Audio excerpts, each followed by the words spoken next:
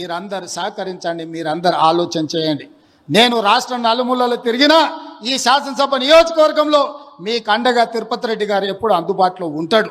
మీకు ఏ కష్టం వచ్చినా, ఏ సందర్భం వచ్చినా, ఏ పదవి ఉన్నా లేకపోయినా మీకోసం ఎప్పటికప్పుడు ఎవరికి ఏ కష్టం వచ్చినా, ఏ ఇంట్లో పెళ్ళున్నా, ఏ ఇంట్లో ఏ ఇబ్బంది ఉన్నా మా సోదరుడు మీకు అండగా నిలబడ్డాడు. ఆయన రామారావు అంటున్నాడు ఏం పదవి ఉందని. నేను అడుగుతున్నా దిక్కుమాలినోని, మీ అన్నదమ్ములలో ఉన్నోళ్ళందరికీ పదవులు తీసుకున్నావు.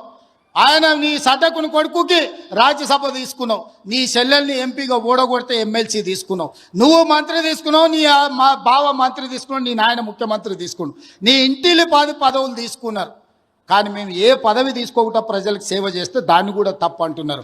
పదవులు తీసుకోవడం తప్ప, కుటుంబం దోసుకోవడం తప్ప, ఏ పదవి ఆశించకుండా ప్రజలకు అందుబాటులో ఉండి ప్రజల మేలు కోసం ఒకవేళ నేను రాష్ట్రం మొత్తం నలుమూలలు తిరిగే బాధ్యత నేను తీసుకుంటే నా కుటుంబ సభ్యులు మీకు అండగా నిలబడితే కూడా వాళ్ళ కళ్ళల్లో నిప్పులు పోసుకుంటున్నారు. మీరు ఆలోచన చేయండి. వాళ్ళ ఇంట్లో ఆయన ముఖ్యమంత్రి, అల్లుడు మంత్రి, కొడుకు మంత్రి, బిడ్డ ఓడిపోతే ఎమ్మెల్సీ, సడ్డకుని కొడుకు రాజ్యసభ, వాళ్ళ చుట్టపోళ్ళు అందరూ మంత్రులైనరు. నేను అట్లా ఎవరినన్నా తీసుకున్నానా మా కుటుంబంలో? మీరు చెప్పండి. ఏ పదవి లేకుండా నిస్వార్థంగా మీకు పనిచేస్తుంటే కేసీఆర్ కుటుంబం తప్పు పడుతుంది. అట్లెట్లా చేస్తారా మీరు? ఏ పదవి తీసుకోకుండా మేము చూడు ఎన్ని తీసుకున్నామో ఎంత దోసుకున్నామో చూడమంటారు. మీలాంటి పదవులు తీసుకోనికే దోసుకోనికే మేము పోటీ పడం చంద్రశేఖరరావు. మా విధానం అది కాదు. మమ్మల్ని నమ్మిన ప్రజలకు అండగా నిలబడి, వాళ్ళ కష్టం వస్తే కష్టాలలో వాళ్ళ తోడుగా నిలబడి, వాళ్ళ కోసం కొట్లాడి, వాళ్ళ కోసం రక్తం చిందించే నాయకత్వం మాది.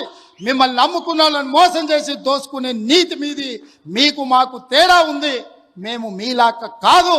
నేను నికార్సుగా నిక్కచ్చిగా చెప్తున్నా, మీలాక పదవులు కొల్లగొట్టడానికి, రాష్ట్రాన్ని దోసుకోవడానికి నా కుటుంబం లేదు.